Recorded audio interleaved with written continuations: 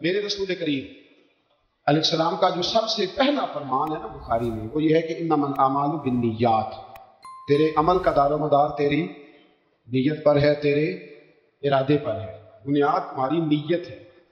بنیاد یہ ہے کہ تمہارا اندر سے اس کام کے لیے ذوق کیا ہے، شوق کیا ہے۔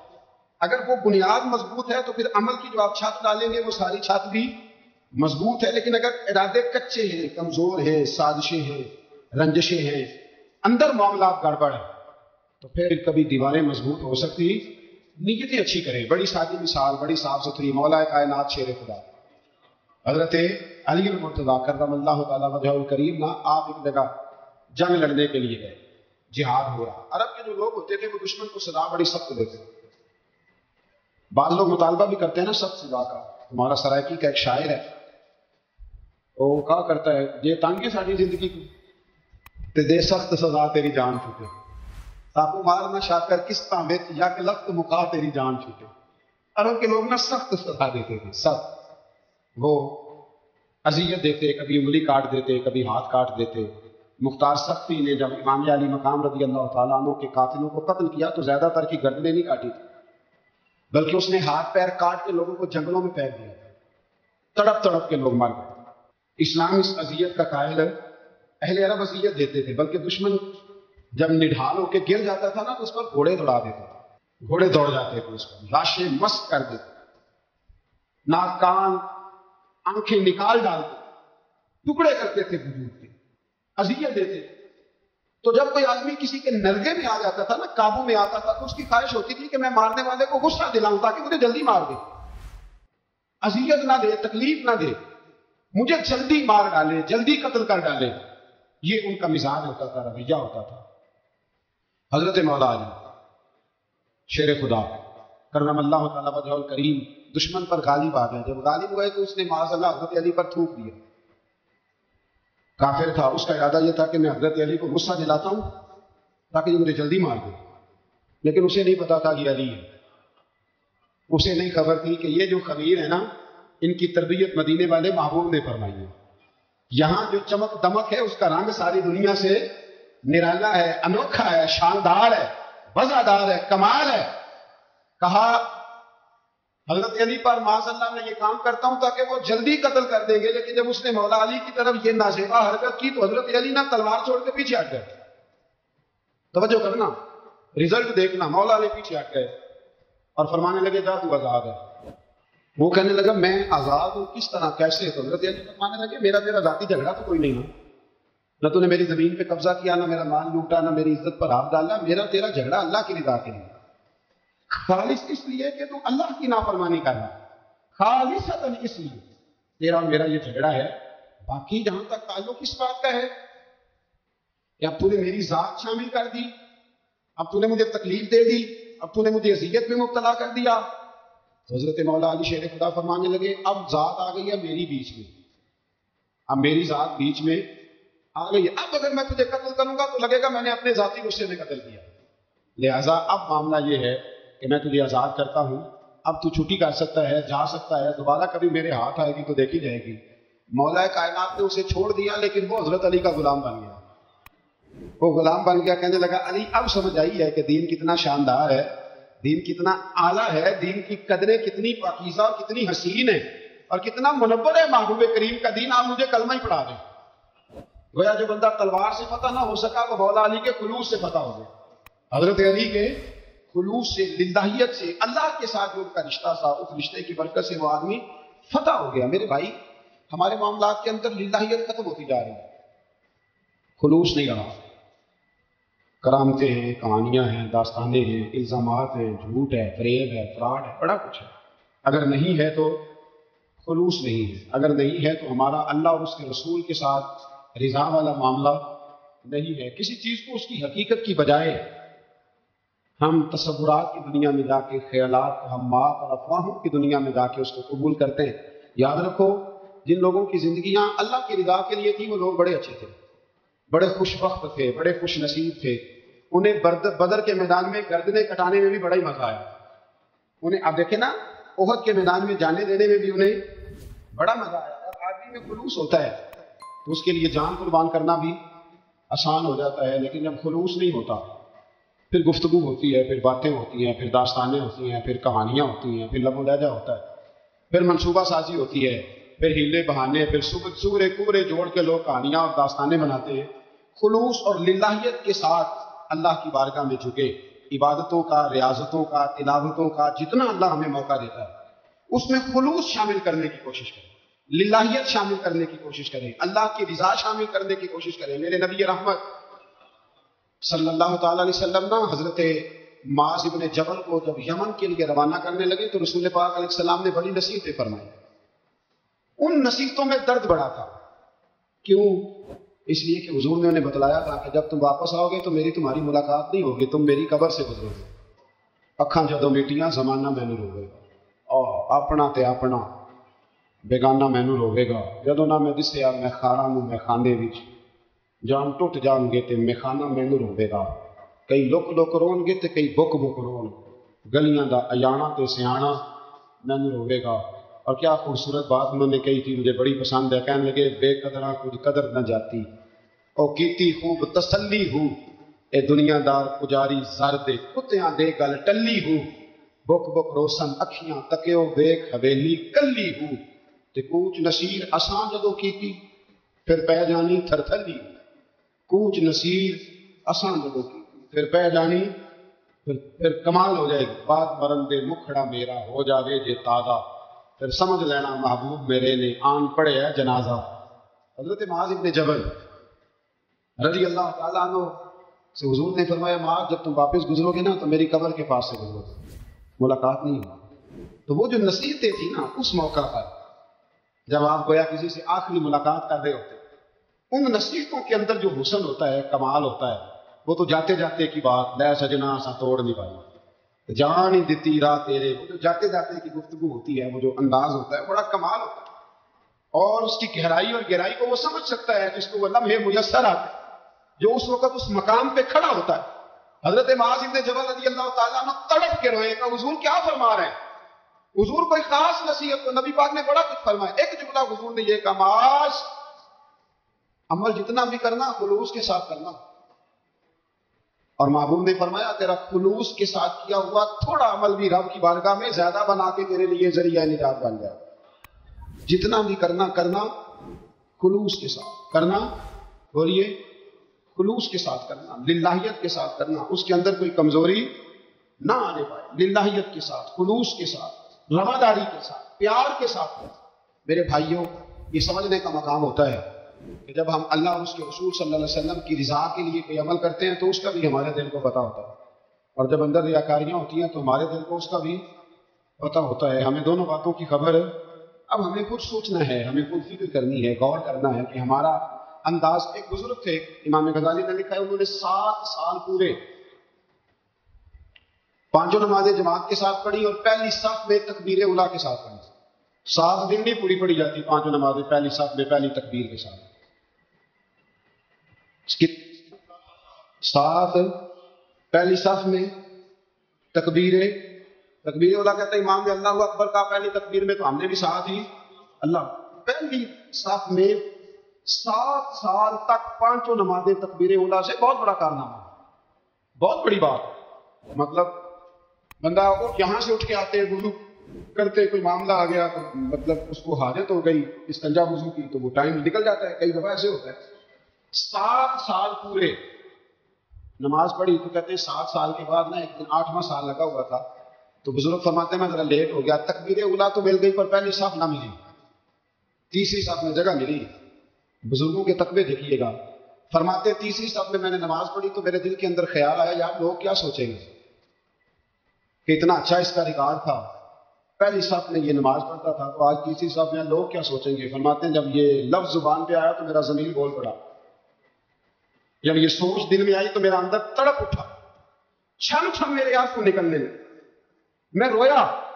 اور فرماتے ہیں لوگ چلے گئے اور میں نفل پڑھتا روتا رہا۔ میں نے کہا اللہ مجھے یوں لگتا ہے وہ 7 سال تک پہلی صف میں جو نمازیں پڑھتا رہا وہ تو لوگوں کو دکھانے کے لیے پڑھتا رہا۔ فرماتے ہیں میں نے 7 سال کی نمازیں قضا پڑھی، قضا نمازیں پڑھی، اس لیے کہ مجھے سمجھ آئی کہ وہ نماز اللہ کی رضا کے لیے نہیں تھی، وہ تو بندوں کو ریکارڈ بنانے کے لیے۔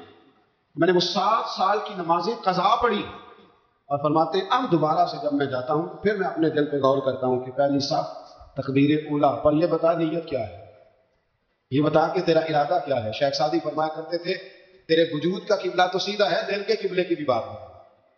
تیرے وجود کا قبلہ درست ہے پر دل کے قبلے کی بھی، خودی کا سر نہاں لا الہ الا، خودی کا تیگ فساں لا الہ، یہ دور اپنے ابراہیم کی تلاش میں ہے۔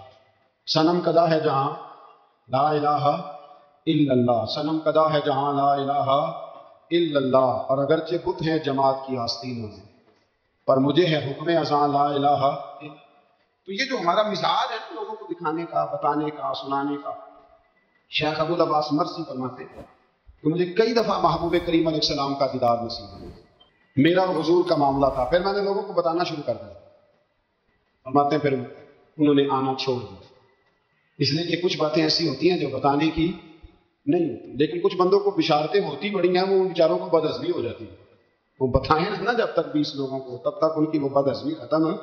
حالانکہ ہر چیز بتانے کی، دکھانے کی، سنانے کی، ہر چیز کی وضاحت دینے کی نہیں ہوتی، ہر چیز ایسی نہیں ہوتی۔ حضرت ابو ہریرہ جیسے لوگ فرمایا کرتے تھے علم کی 2 تھیلیاں، ایک کھولی ہے دوسری کھولو تو مجھے قتل کر دو۔ ہر چیز کو بتانے سمجھانے کی ہوتی ہے، تو خلوص دیکھے کتنا ہے اس میں، للہیت کتنی ہے، اللہ کی رضا کتنی۔ الحمدللہ تعالی اس مہینے سے جو جولائی کا ہے، میرے خیال ہے 4-5 جولائی سے حج کی فلائٹ شروع ہو جائے گی انشاءاللہ تعالی۔ خوش نہیں ہوئے آپ سن، جو جا رہے ہیں رب ان کا قبول فرمائے، اور جو رہ گئے اللہ انہیں موقع عطا فرمائے۔ ای سعادت بزور بازو دیس تانا بخشندہ خدائے بخش، یہ سعادتیں بازو کی قوت سے نہیں ملتی، تبھی ملتی ہیں جب اللہ عطا کرے، ملتی ہیں جب اللہ عطا کرے۔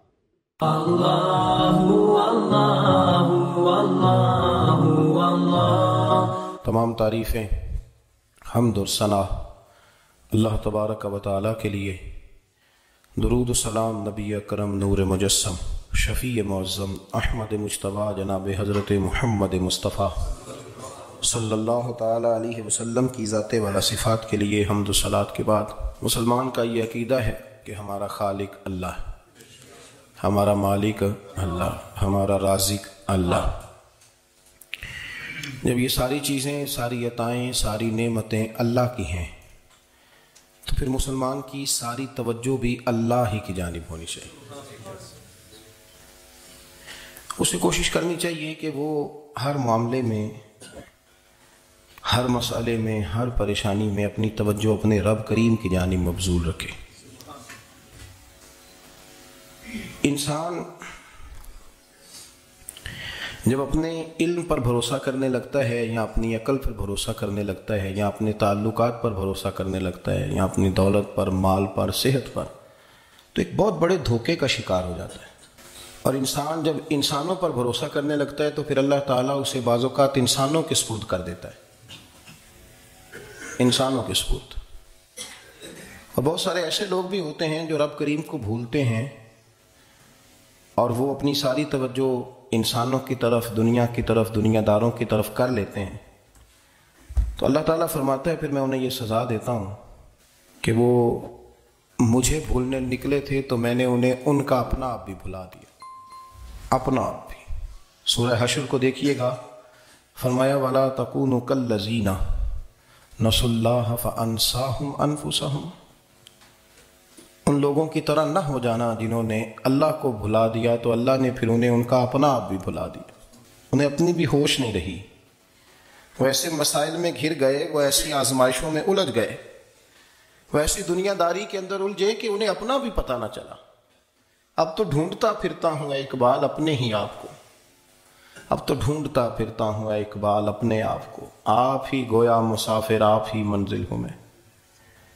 جب انسان خدا فراموش ہوتا ہے تو خود فراموش ہو جاتا ہے۔ ہمارا بڑے زمانے سے تکیہ ہے، کبھی امریکہ پر، کبھی یورپ پر، کبھی برطانیہ پر، کبھی مالداروں پر، کبھی اسلحے والوں پر۔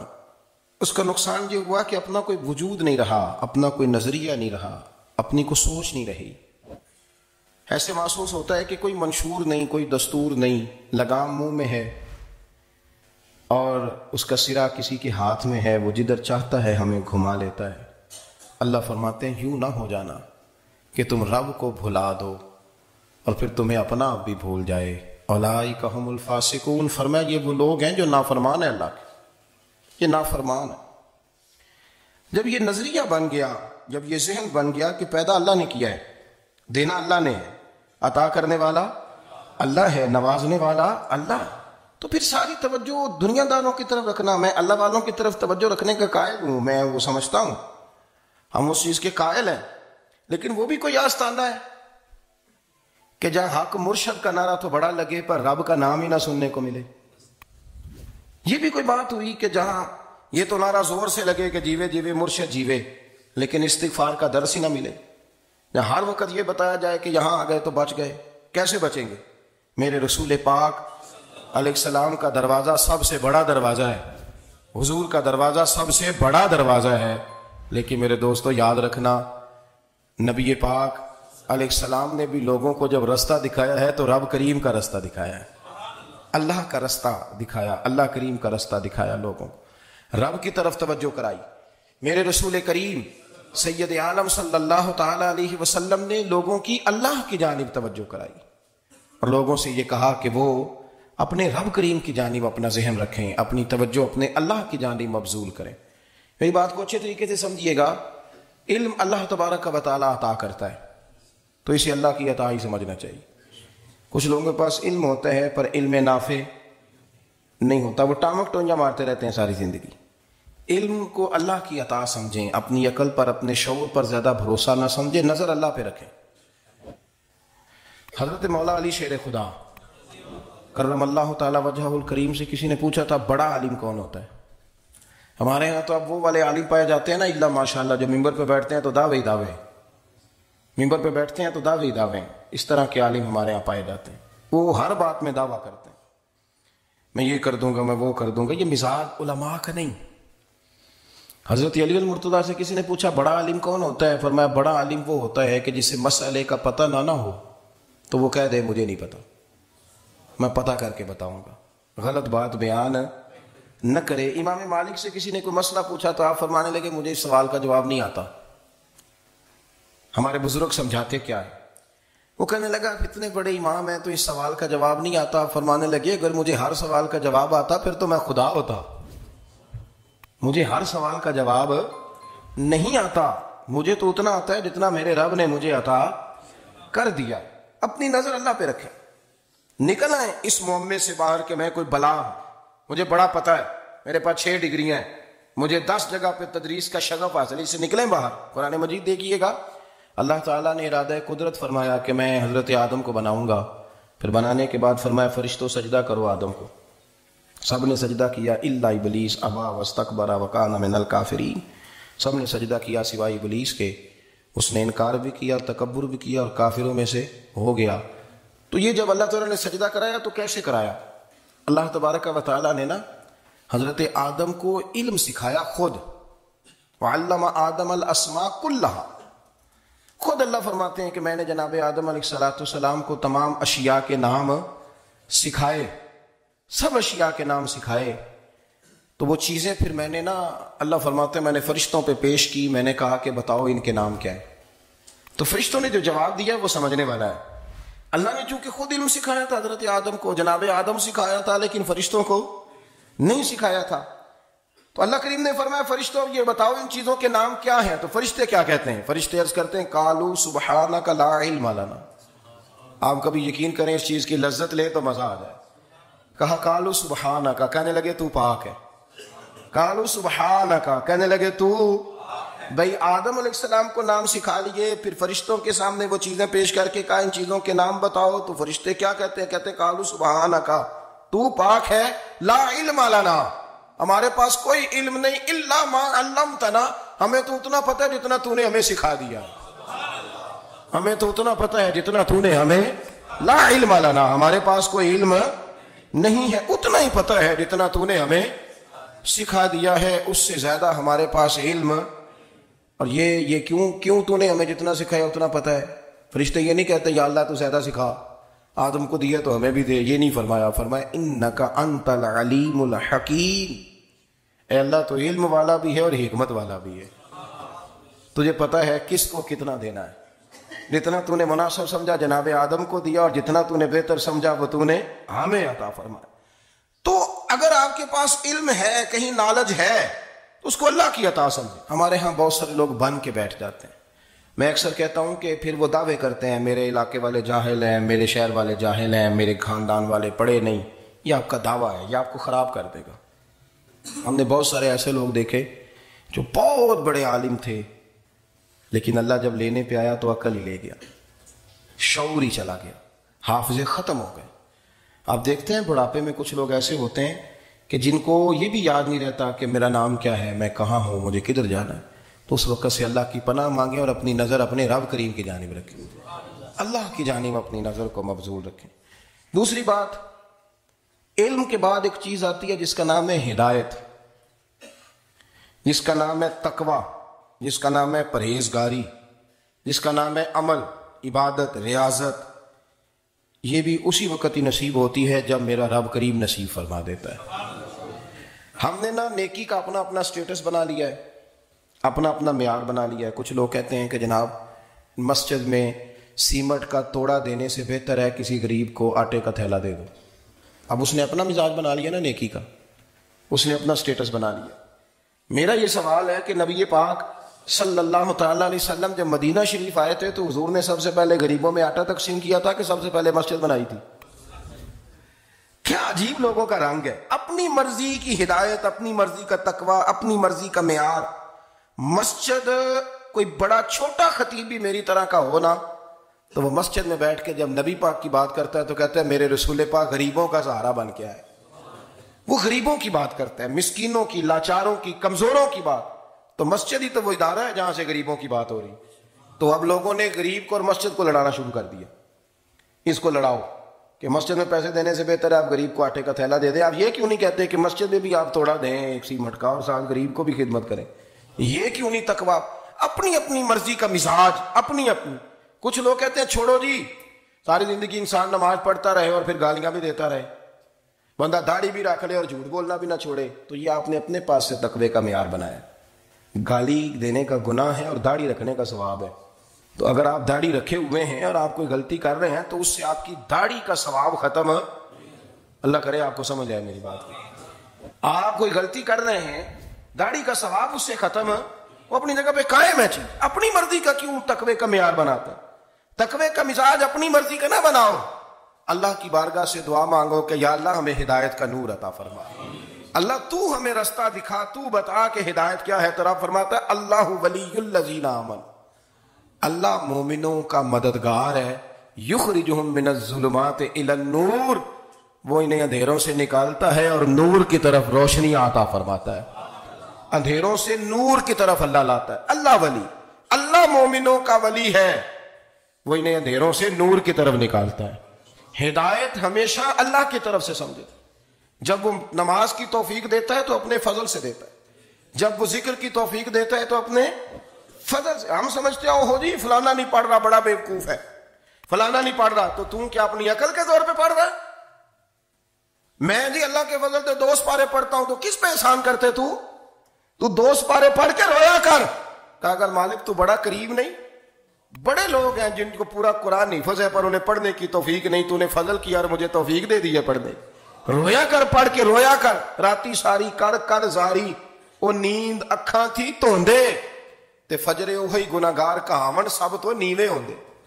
مہربانی کرے، ڈرے، نیکی کرے تو پھر ڈرے، پھر احساس پیدا کرے، پھر اپنے اندر وہ کمزوری لائے کہ توبہ توبہ مجھے تو پتہ ہی نہیں، تو جانتا ہی نہیں۔ حضرت سیدنا امام اعظم ابو حنیفہ رحمۃ اللہ تعالی علیہ کے ساتھ ایک شخص کہتا میں نے نماز پڑھی، تو عشاء کی نماز تھی۔ یہ جو لوگ بڑے ہوتے ہیں نا، جن کے پیار کرنے والے بڑے ہوتے ہیں، ان کے گرد خوف بھی بڑا ہی ہوتا ہے، انہیں بڑا ڈر لگتا ہے، بڑی بعض اوقات آزمائش ہوتی ہے ان کی۔ عشاء کی نماز کہتے پڑھی تو امام صاحب نے نا عشاء کی نماز میں تلاوت کی آیتیں فَمَن يَعْمَلْ مِثْقَالَ ذَرَّةٍ خَيْرًا يَرَهُ وَمَن يَعْمَلْ مِثْقَالَ ذَرَّةٍ شَرًّا يَرَهُ۔ فرمایا جو ذرہ برابر خیر کرے گا وہ بھی قیامت میں دیکھے گا، اور جو ذرہ برابر شر کرے گا وہ بھی قیامت میں اس شر کو دیکھے گا، اس کے سامنے آئے گا۔ تو وہ شخص کہتا ہے کہ سارے لوگ نماز پڑھ کے چلے گئے تو امام صاحب رحمۃ اللہ علیہ نے اپنی داڑھی پکڑی، رو رہے ہیں، کہتے ہیں ذرہ برابر नेकी का बदला देने वाले, और जर्रा बराबर शर पे सजा देने वाले मेरी सफ़ेद दाढ़ी को देख।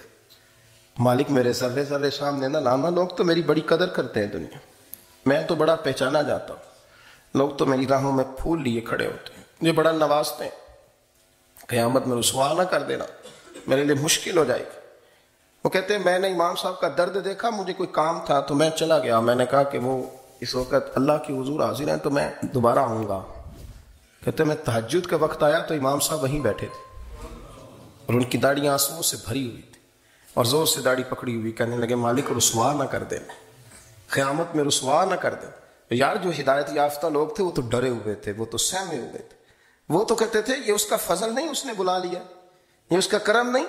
हजरत बाइजीद बुस्तामी किसी काफिर को देखते तो रो पड़ते, कहते मालिक तो कितना करीब है, ये बेईमान रह गया, तूने अपने फजल से मुझे अपने नबी का गुलाम बना लिया। वो रो पड़।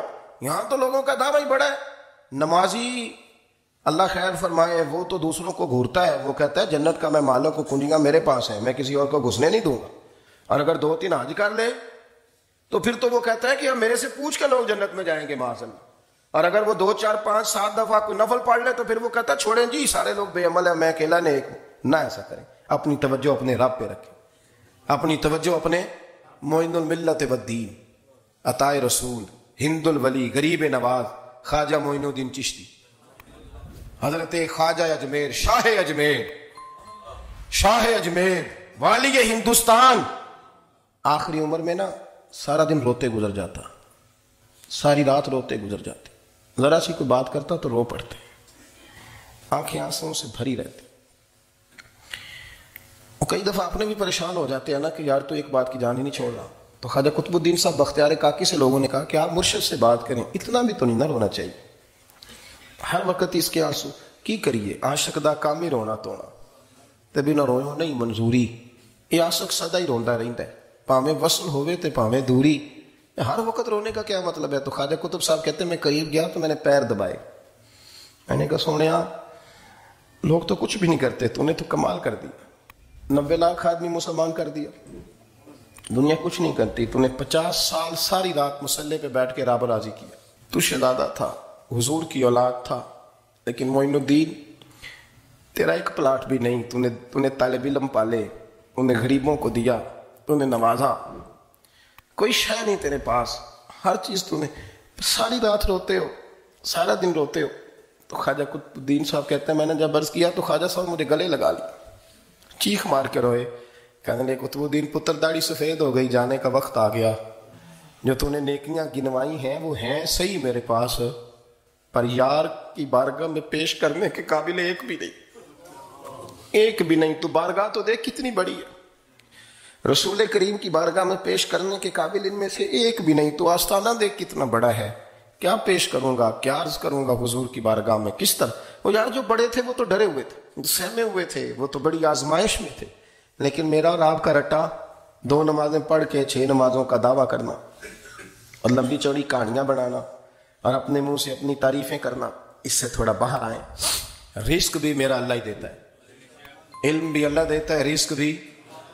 बड़े बड़े फकीरों को मालदार होते देखा, बड़े बड़े मालदारों को फकीर होते देखा, बड़े बड़े। मेरे एक बड़ा सखी किस्म का सज्जन है, बड़ा प्यारा है, मैं उसे सखी मानता हूं, मैंने अपनी परेशानियों के दिनों में भी उस शख्स को सखी देखा।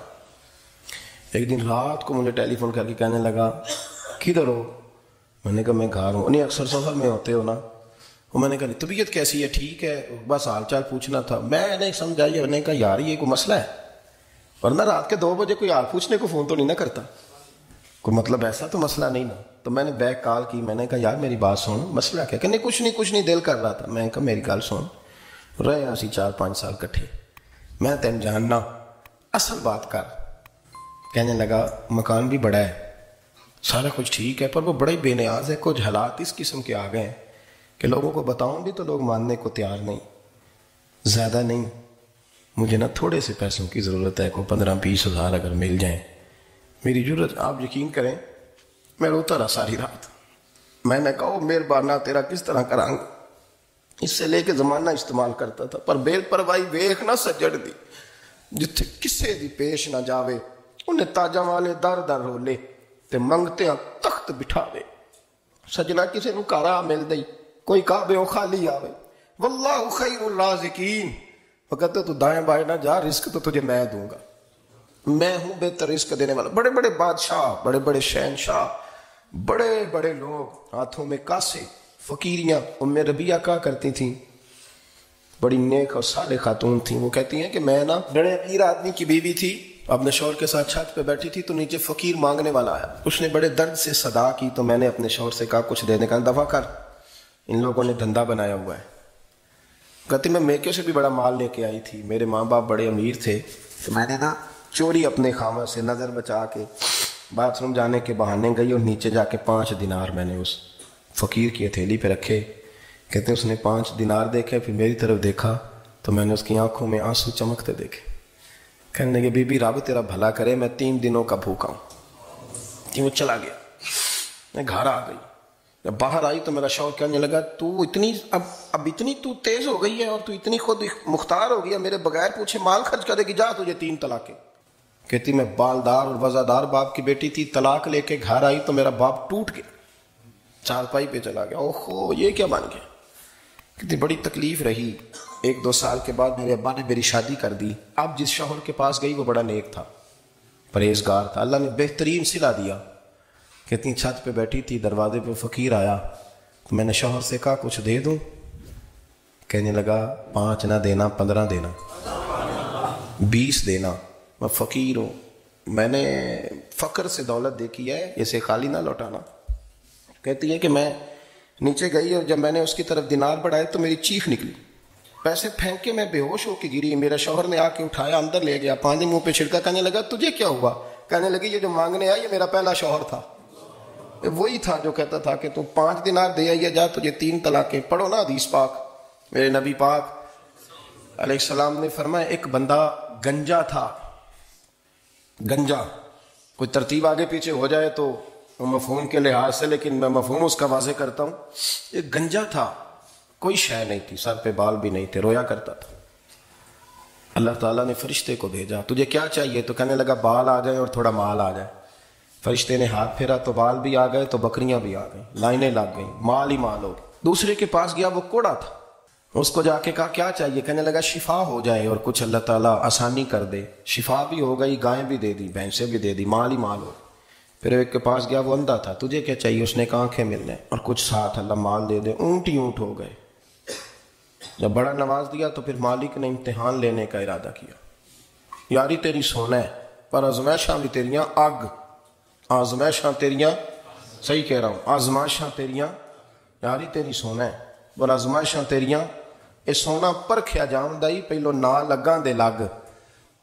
اللہ نے فرمایا آزمائش کرو. سب سے پہلے گنجے کے پاس آئے، اسے کہا اللہ کے رستے میں کچھ دیکھا نہیں لگا، میرے خرچے ہی بڑے. دیکھو تو صحیح کتنی مشکل میں وقت گزارتا ہوں، حال ہی کوئی نہیں. تو اس نے کہا میں نے تو سنا ہے تو گنجا اور بھوکا ننگا تھا. کہنے لگا میں تو جلدی پوچھتی رہی سے اعظم ہوں، تو یہ کس پاگل نے کہا ہے بھاگ جا؟ اس نے کہا اچھا جیسے تو تھا ویسے ہی ہو جائے. کھیت کھلیان اجڑ گئے، پھر سے گنجا ہو گیا. حضور علیہ السلام فرمانے لگے، پھر وہ اس کے پاس گیا جو کوڑا تھا، اسے کہا کچھ دے. کہنے لگا خرچے ہی بڑے.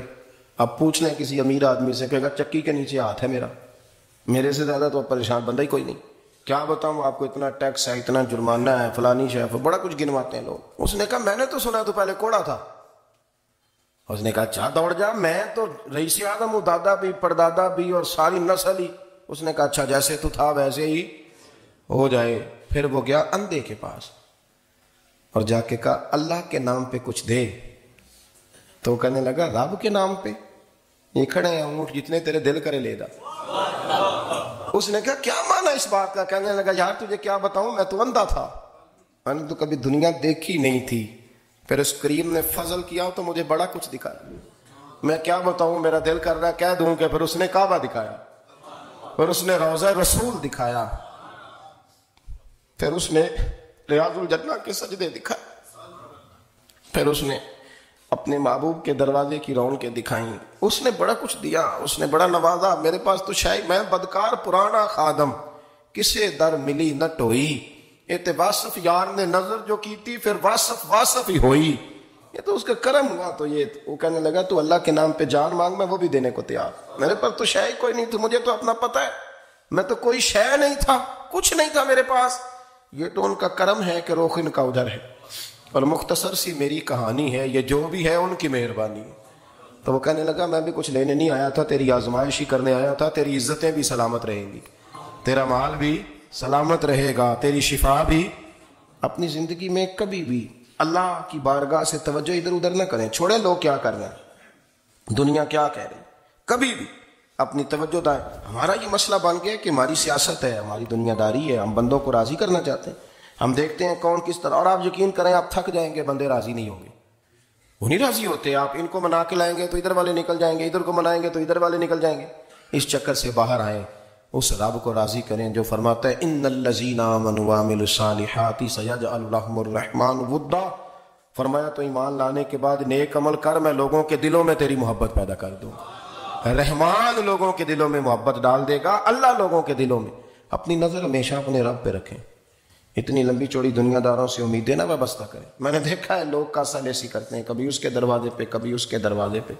ان چکروں سے باہر آئیں اور اپنے رب کی بارگاہ کی طرف توجہ کریں. استغفار شوق سے پڑھا کریں.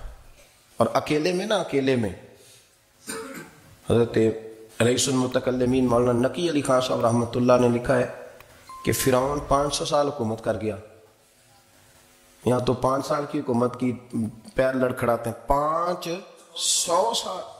فرماتے اصل وجہ یہ تھی کہ دنیا جب سو جاتی تھی نا تو اوپر چادر لے کے تو مصلے پہ بیٹھ جاتا تھا اور ہاتھ باندھ کے کہتا تھا رب تو ہی ہے, میرا پردہ نہ کھولنا, مالک تو ہی ہے, کرم نوازی کرنا, میری پکڑ نہ کرنا. وہ بے ایمان ہو کے اگر 500 سال ہاتھ باندھے تو گزارا کر لیتا ہے, تو ایماندار ہے. پر مسئلہ یہ ہے کہ تو رات کو بکل مار کے ہاتھ نہیں نہ باندھتا, تو محنت نہیں کرتا, تو استغفار نہیں کرتا. توبہ کریں تو بچے رہیں.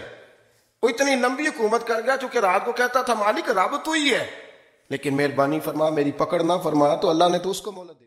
حضرت عائشہ صدیقہ رضی اللہ تعالیٰ عنہ فرماتی ہیں میں نے نبی پاک صلی اللہ تعالیٰ علیہ وآلہ وسلم کو نا مرض وصال تک دیکھا ہے, حضور کے وصال تک, کہ حضور قرآن پاک کی آخری 2 سورتیں پڑھ کے سورت فلق اور ناس اپنے ہاتھوں پہ پھونکتے تھے, پھر جسم پہ ملتے تھے.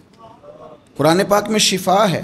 اب تو لوگوں نے دم درود کو نا اس کو بڑا ہلکا سا کام سمجھ لیا. ویسے بھی یہ عاملوں کے ہتھے چڑھ گیا, ملنگوں کے ہتھے چڑھ گیا, کاروبار بن گیا, تجارت بن گئی. ورنہ قرآن پاک کی آیات پڑھی جائیں تو حضور نے فرمایا سورہ فاتحہ میں شفا ہے, اس میں کرم ہے. یہ چیزیں جو بڑی ہمارے لیے سود مند تھی, فائدہ مند تھی, ہم چھوڑ گئے. ایک بڑی خوبصورت حدیث ہے, سنیے گا. حضرت ابو سعید خدری رضی اللہ تعالیٰ عنہ حدیث کے راوی ہیں, بخاری میں موجود ہے.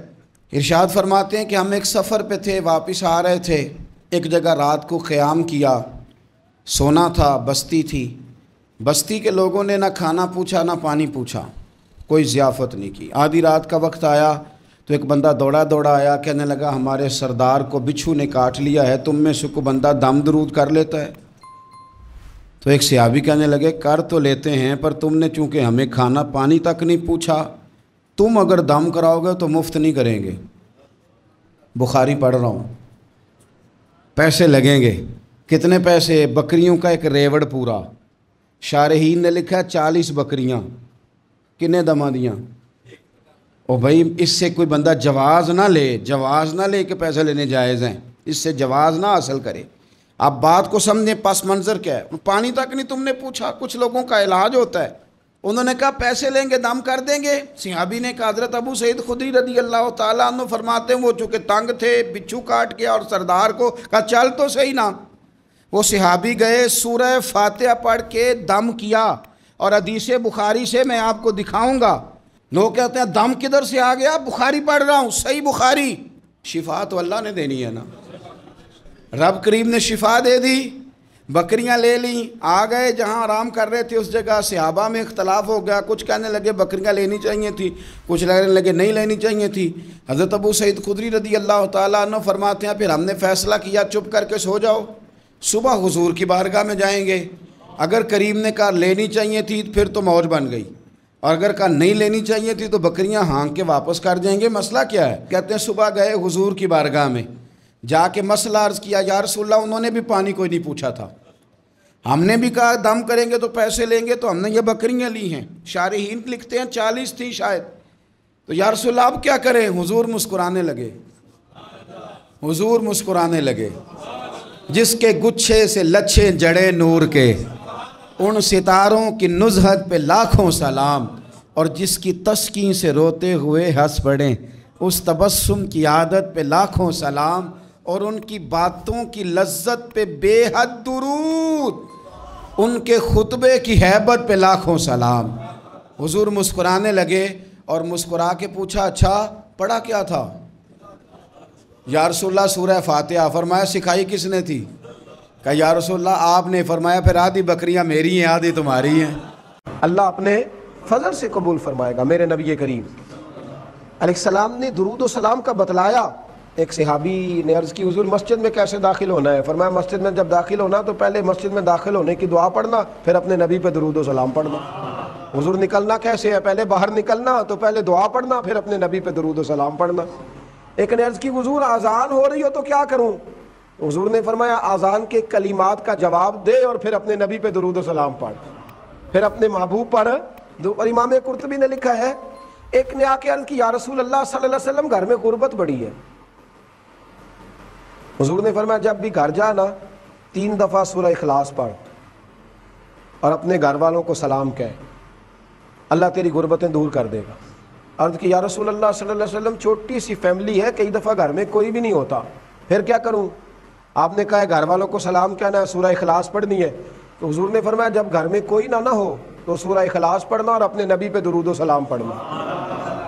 وہ صحابی کہتے ہیں میں نے اتنا عمل پکایا، کچھ مہینوں کے بعد وہ آئے اور عرض کرنے لگے یا رسول اللہ صلی اللہ علیہ وسلم کمال یہ ہے کہ درود و سلام کی برکت سے میں تو امیر ہوا ہی ہوں، میرے پڑوسی بھی امیر ہو گئے، دائیں بائیں والے لوگوں پہ بھی اللہ نے کرم فرمایا۔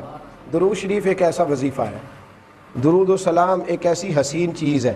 نبی کریم علیہ السلام نے فرمایا مجھ پر نہ دنیا میں اپنی محفلوں میں کثرت سے درود و سلام پڑھا کرو، کثرت سے۔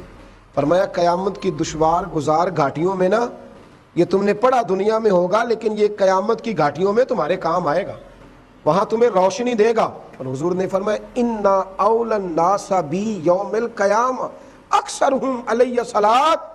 فرمایا قیامت کے دن لوگ اپنے اپنے اعمال کی وجہ سے میرے قریب بیٹھیں گے، اور میرے سب سے زیادہ قریب وہ بیٹھے گا جو دنیا میں مجھ پر کثرت سے درود و سلام پڑھنے والا، جو کہنے والا ہوا مصطفیٰ جان رحمت پہ لاکھوں سلام، شمع بزم ہدایت پہ لاکھوں سلام۔ جو درود و سلام پڑھے، جو درود و سلام کا ذوق پیدا کرے، جو درود و سلام کا شوق لائے، جس کی طبیعت ہو کہ درود و سلام اس کا مزاج بنے۔ رسول کریم صلی اللہ تعالیٰ علیہ وآلہ وسلم نے ارشاد فرمایا جس نے مجھ پر ایک بار درود شریف پڑھا اللہ اس پر 10 رحمتیں فرمائے، اور جو 10 بار پڑھے گا اللہ 100 رحمتیں فرمائے، اور جو 100 بار پڑھے گا اللہ 1000 رحمت فرمائے۔ اور حضور فرماتے ہیں جو 1000 بار درود و سلام پڑھے گا نا قیامت کے دن اس کی پیشانی پہ لکھا ہوگا کہ یہ نفاق سے بھی بری ہے اور جہنم کی آگ سے بھی بری ہے۔ یہ لکھا ہوگا کہ یہ نفاق سے بھی بری ہے اور دوزخ کی آگ سے بھی بری ہے۔ میرے نبی کریم علیہ وآلہ وسلم کے صحابی حضرت ابی بن کعب رضی اللہ تعالیٰ وہ حاضر خدمت ہوئے، عرض کرنے لگے یا رسول اللہ صلی اللہ علیہ وسلم آپ پر کتنا درود شریف پڑھوں؟ سبحان اللہ، صحابہ کا بھی ذوق دیکھیں کیا انداز گفتگو ہے۔ عرض کی حضور میں نے ایک ارادہ کیا ہے کہ باقی دعائیں اذکار سارے میں نے جمع کیے ہیں، تو 3 حصہ باقی کے سارے ذکر کروں گا، دعائیں کروں گا، اور 1 حصہ نا چوتھا حصہ میں آپ پہ درود و سلام پڑھوں گا۔ یا رسول اللہ کافی ہے؟ تو نبی کریم صلی اللہ علیہ وسلم نے فرمایا تھوڑا زیادہ کر لے تیرا فائدہ ہو جائے گا۔ عرض کی حضور ٹھیک ہے، میں آدھا وقت باقی کے اذکار کروں گا اور آدھا وقت درود و سلام پڑھوں گا۔ حضور مسکرائے، فرمایا زیادہ کر لے تیرا فائدہ ہو جائے گا۔ عرض کی حضور یا رسول اللہ صلی اللہ علیہ وسلم میں 3 حصے درود و سلام پڑھوں گا، 1 حصہ باقی کے ذکر۔ پتہ نہیں میرے محبوب کا دریائے رحمت کتنے جوش میں تھا، محبوب فرمانے لگے زیادہ کر لے فائدہ ہو جائے گا۔ عرض کی حضور میں ہر وقت درود و سلام ہی پڑھوں گا۔ حضور نے فرمایا پھر تیری دنیا کے لیے بھی کافی ہو جائے گا، تیری آخرت کے لیے بھی کافی ہو جائے گا۔